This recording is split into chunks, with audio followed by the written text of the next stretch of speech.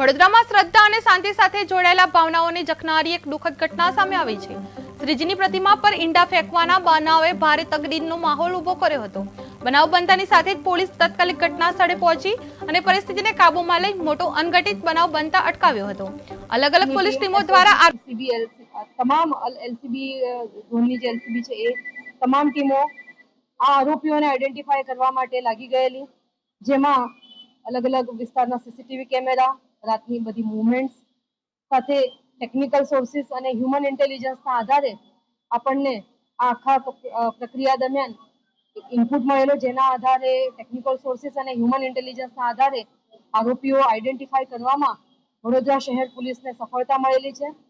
3 આરોપીઓને આઈડેન્ટિફાય કરી દેવામાં આવ્યા છે, જેમાં એક આરોપી સગીર હોવાનું ખુલ્યું છે અને બાકીના સીબીની ટીમ, એસઓજી, પીસીબી, તમામ એલસીબી